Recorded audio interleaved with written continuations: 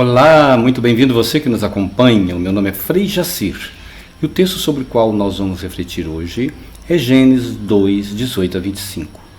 Muito interessante, muito conhecido de todos nós. Não saia daí que você vai gostar, tenho certeza. Então trata-se do mito da criação do ser humano.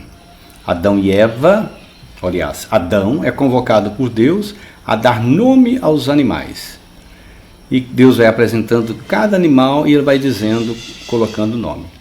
Lembra que dar nome significa poder. Então Adão tem poder sobre os animais, isto é, o ser humano tinha poder sobre os animais. Mas ele não encontra um semelhante a ele. Deus então os faz dormir e da sua costela ele faz a mulher.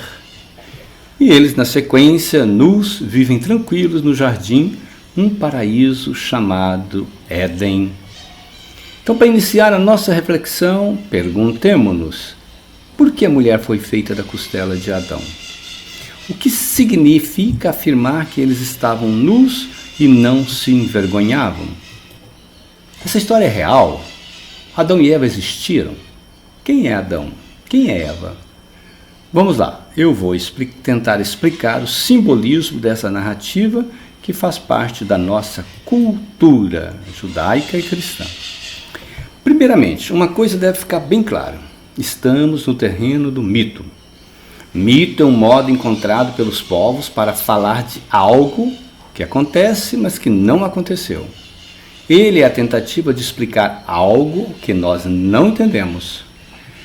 É como nós hoje sempre nos perguntamos sobre quem nasceu primeiro, o ovo ou a galinha? Você sabe a resposta? Eu não.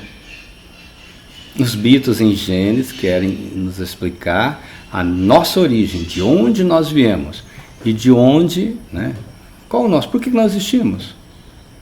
Claro que sabemos a resposta, mas é um modo de explicar quem somos nós. Eu recordo que havia também outros mitos que afirmavam que Deus fez o ser humano, isso é um mito judaico, unido pelas costas. Então criou a gente junto, depois Deus pegou um serrote, e os cortou ao meio. Por isso, sempre estamos à procura de nossa outra metade. E por isso que também o nosso traseiro é igual, dianteiro diferente. O mito, digo de passagem, não é mentira, guarde isso na cabeça, mas um modo então de falar uma verdade que não sabemos explicar. No mito da criação, o texto que quer nos dizer de onde viemos, e que viemos, no Gênesis, é claro, de Deus. Ele nos criou. Atente-se ao fato de que Gênesis 2, 4b até o 3, 24, do qual faz parte esse texto que nós estamos analisando, há um jogo de substantivos hebraicos. Se diz Adam, que quer dizer tirado da terra, que é o ser humano, e não o homem, ser humano. Se usa também a expressão Ish, que é um homem entendido como macho. Isha, a mulher, a fêmea. E Hawa, o Rebai, Eva, a mãe de todos os viventes. Então nesse texto é um jogo. Há um momento que usa Adam, há um momento que usa Ish, outro momento que usa Isha. Mas o que predomina é a criação não do homem macho, mas é do ser humano. Aqui de modo específico, então agora a criação da mulher. Então esse mais usado, como disse, é o texto do ser humano, visto como uma criança que ainda não sabe distinguir as diferenças sexuais entre os humanos, bem como os animais, entre os animais, aos quais ele apenas nomeia. Quando o ser humano então amadurece, ele é capaz de perceber que existe um outro ser diferente dele. Então, colocado à sua frente, ele entende que esse é osso do seu osso e carne de sua carne. E por isso ele o chama de mulher, uma fêmea que pode ser a sua esposa. Isso quer dizer que, mitologicamente, o ser humano está em outra fase da vida. Aí ele já é um adulto. Lembra que o paraíso é a fase pueril, o Éden é a fase pueril infantil da nossa vida. Sair do paraíso é superar a vida da infância. O uso, então, diversificado de termos hebraicos tem o objetivo de, Adam, Ish, Shá, Eva, tem o objetivo de colocar o leitor no patamar do mito. Mito que explica, então, a nossa origem como ser humano, mas também nossa relação como homem e mulher. Adão e Eva, então, juntos representam o ser humano de forma geral. Separados, eles se unem como macho e fêmea para gerar a vida e cuidar dela. Adão e Eva, guarde bem isso, nunca existiram como pessoas individualizadas, como eu existo, Jacir, e você. Trata-se de um mito. Adão e Eva somos todos nós. Adão e Eva somos todos nós.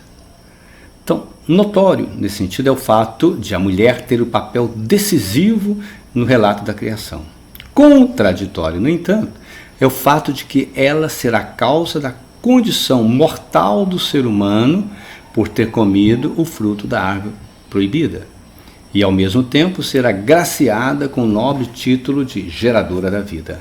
Isto é, Eva, que se translitera Hawá, o qual vem da forma verbal Hawé, que se relaciona com Javé, que significa viver. Javé é o nome de Deus.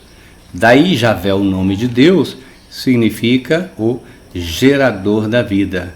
Olha que bonito. Então Eva é colocada na condição de geradora da vida como Deus. Vai Javé. Interessante. Já ouviu a expressão Hai? Em hebraico é vida, mas também é uma saudação nas línguas modernas, como inglês. Em inglês você fala para o outro, oi, Hai. Então significa vida para você. Outro fato interessante é o de o substantivo homem, Ish, ser tirado da mulher, Ishá. A mulher foi feita da costela de Adão, mas o homem Ish saiu da Ishá, a mulher. Você pensou nisso? Continuemos então a nossa reflexão. Outro detalhe importante no fim do mito é que Adão e Eva estão nus e não se envergonham. A nudez simbolizava naquele tempo a fertilidade.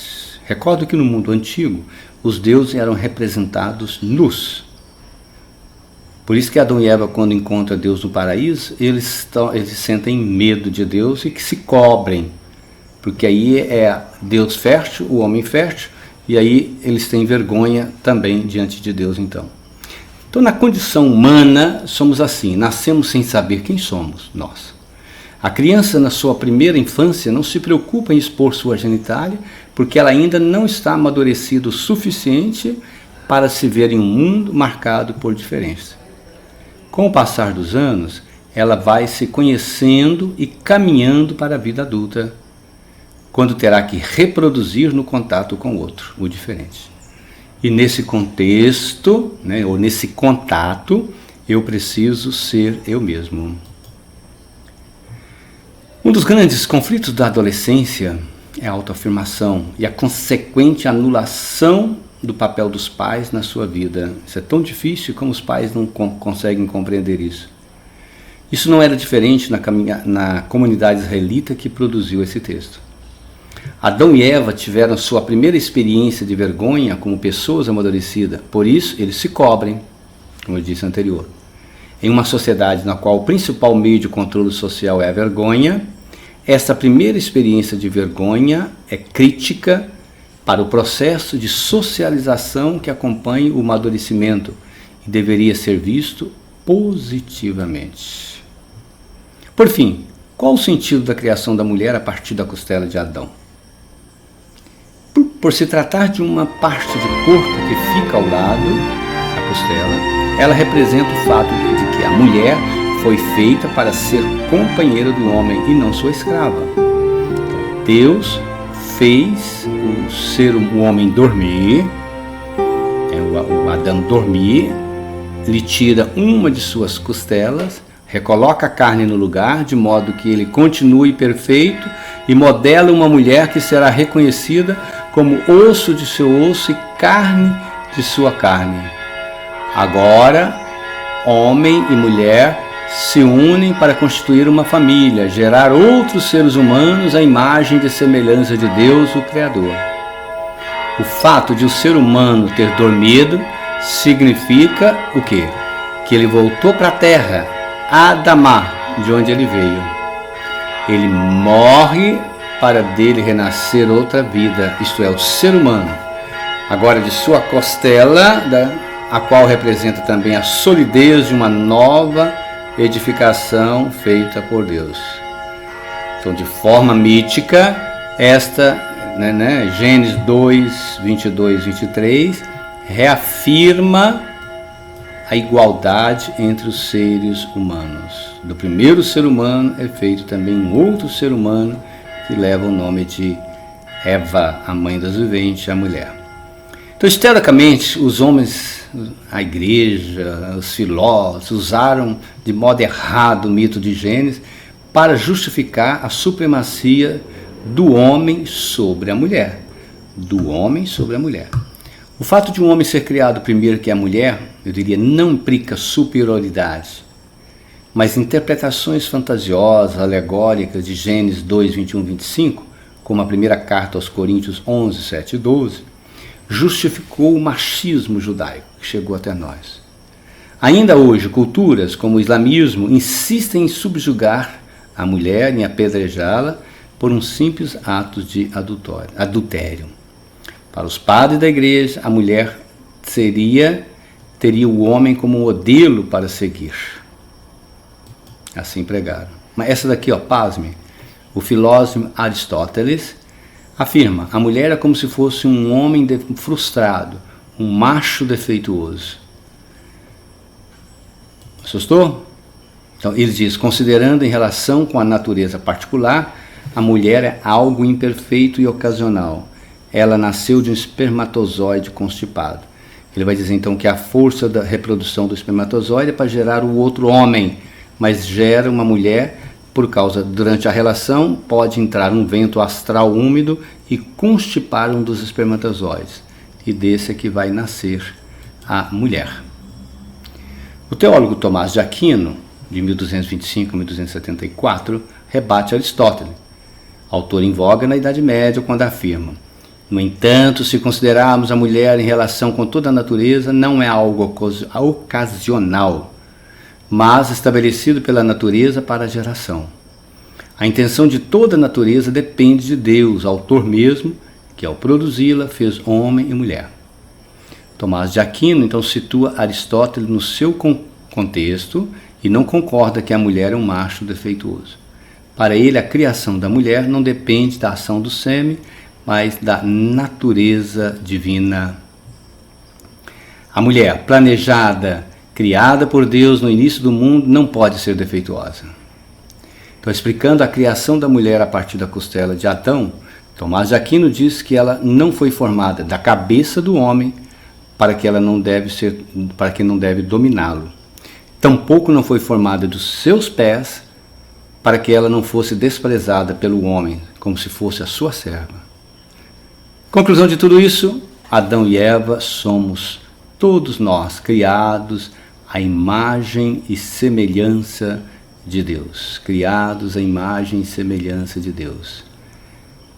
Então todos nós somos ossos de nossos ossos, né? E somos chamados por Deus a dizer não à discriminação da mulher e à orientação de gênero do ser humano. Todos nós somos ossos de nossos ossos e carne de nossas carnes. A divindade de Deus encarnada nas relações entre seres humanos e a natureza. Todos criados por Deus. Entendeu? Então compartilhe. Um abraço e até a próxima, se Deus assim o permitir.